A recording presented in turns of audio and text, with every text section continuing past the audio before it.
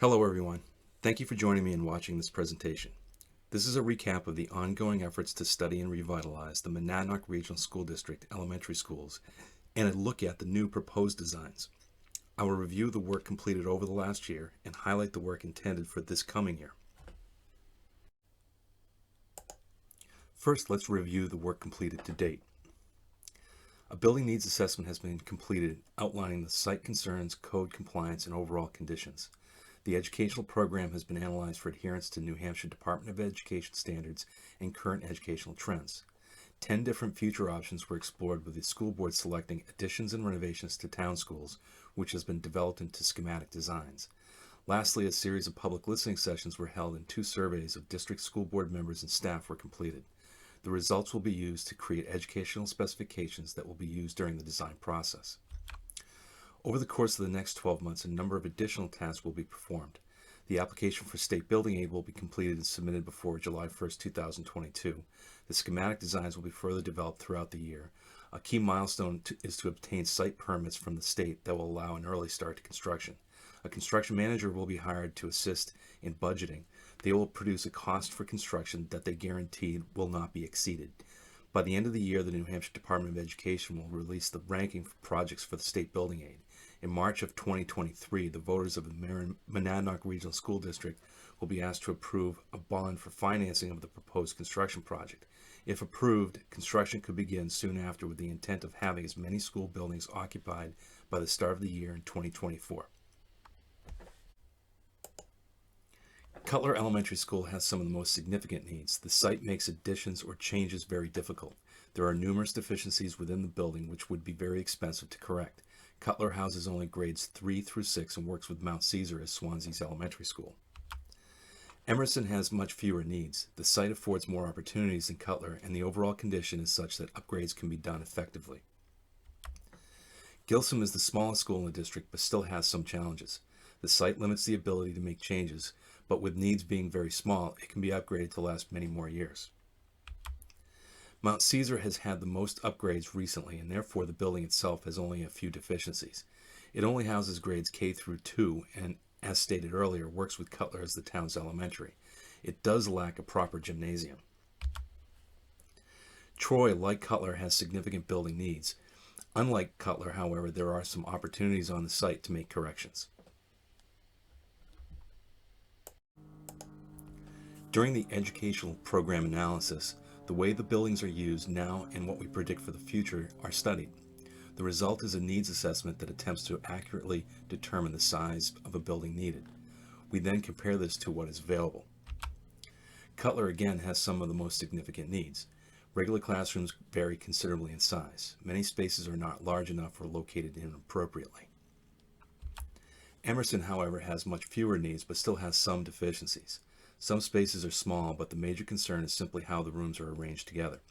An example of this is that the library is located in an isolated space in the basement, but should be on the main level. Gilsum, because it is small, has fewer problems in its layout. The classrooms are relatively large, and the gymnasium and cafeteria are large for the school population, but this also serves as the town's community center. The one serious problem is that the main office is remote from where visitors enter the building. Mount Caesar, as stated, has had recent upgrades but still has a few program problems. The multi-purpose room, which serves as the gymnasium and cafeteria, is simply too small for either use. The combined use makes the space difficult to schedule. Troy has many program needs. However, there are some assets such as the gymnasium and the 3-story building that could be refurbished. The resulting study and the future option chosen results in certain changes to the space needs. Cutler would be closed and all the Swansea students would attend Mount Caesar, which would then, of course, receive a large addition. Emerson, with some rearranging of spaces, can be made more efficient. 2 small additions can help put the offices where they need to be at the front entrance, and the library and classrooms in appropriate locations. Gilsum can benefit from 1 small addition that relocates the main office to the side of the building facing the parking lot. This frees up smaller spaces within the building for other needed uses. Mount Caesar would receive the largest addition, due mostly to the closing of Cutler and moving all the Swansea Elementary School students onto one campus. The solution to Troy is more complex. It includes the selective demolition of a portion of the building and the construction of a new multi-story addition. A total of 10 different options were explored to make sure that the best possible solution was found.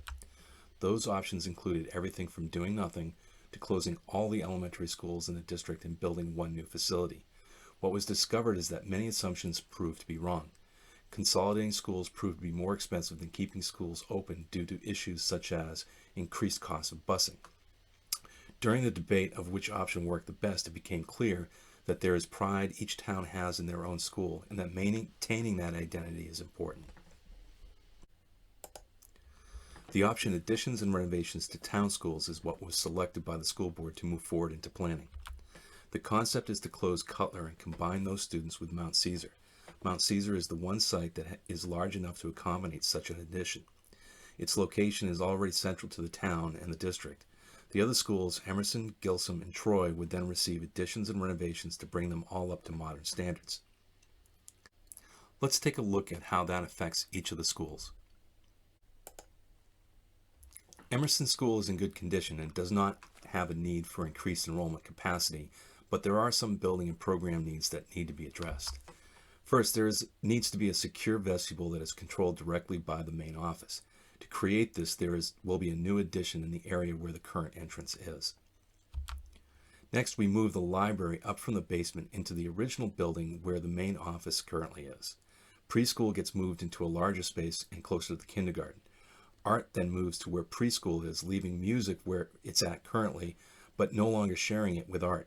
This allows more flexibility for both programs and gives an opportunity to highlight student artwork near the front entrance. Lastly, a classroom addition would be built onto the newest wing of the school. This replaces undersized classrooms and allows those smaller rooms to be used for small group and special needs instruction. Much like Emerson School, Gilsum is in good condition, but also much like Emerson, there are some building and program needs that will be addressed.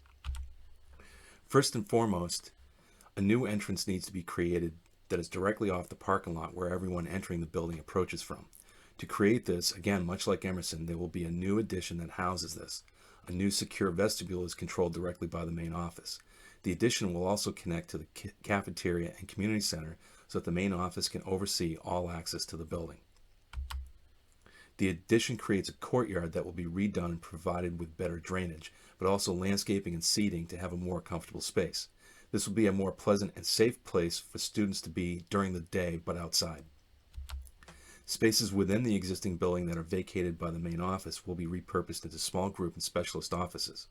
The boiler room will be moved to the basement, creating more storage space on the main level. Other rooms will also be reconfigured to be more efficient. Mount Caesar is a much different project because it includes the entire relocation of the students from Cutler as well as upgrades needed for the current Mount Caesar. As with all the other schools, the first consideration is the location of the main office. The site will be reconfigured so that the driveway and parking is moved behind the building and the new entrance will also be moved to this location. This provides more room for buses and car queuing, making it much safer. New core facilities will be built off of this new entrance, providing convenient and secure access to them during and after school hours. A new two-story classroom wing will be built to accommodate the increased student population. The new rooms will be built to current standards. The furthest existing classroom wing will be connected to the core facilities to reduce travel time within the building. The additions will create two enclosed courtyards. Like Gilsum, will be provided with good drainage and features to make them secure and usable, but also low in maintenance needs. Mount Caesar does not need a large amount of renovations, but there are some changes necessary by the additions. Administrative offices will be repurposed for small group and specialist. The existing multipurpose room will be converted to a makerspace. The size and height of the space will allow it to be a robust learning environment, which could be shared with the other schools. Other spaces throughout the building will provide small group and specialist offices that are convenient to each grade.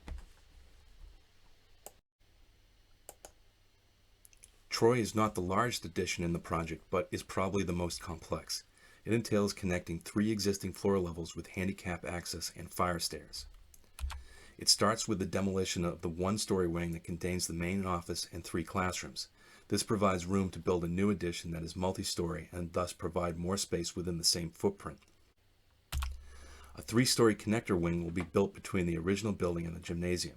This wing will have an elevator, fire exit stairs, and toilet rooms on every level.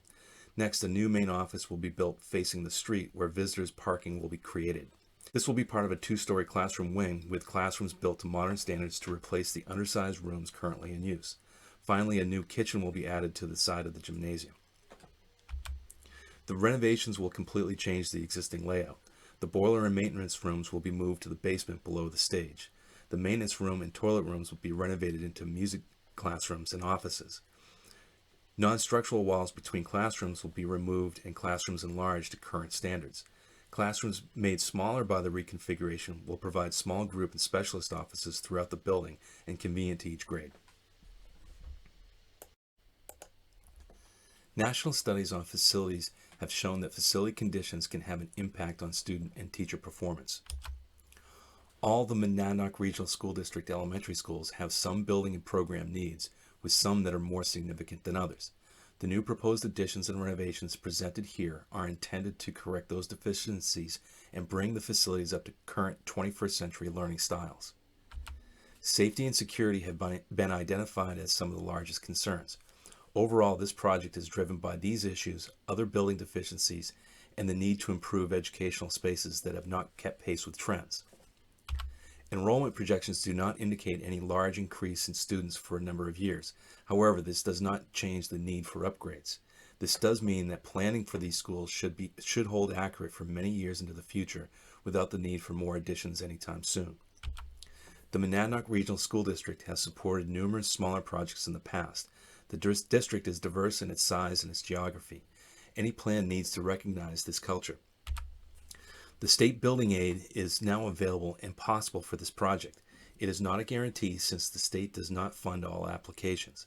This project should rank well and the district rate is 55%, so every attempt to secure this aid will be made.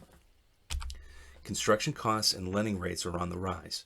By locking in construction costs and interest rates before they rise significantly will ensure the best value for the district.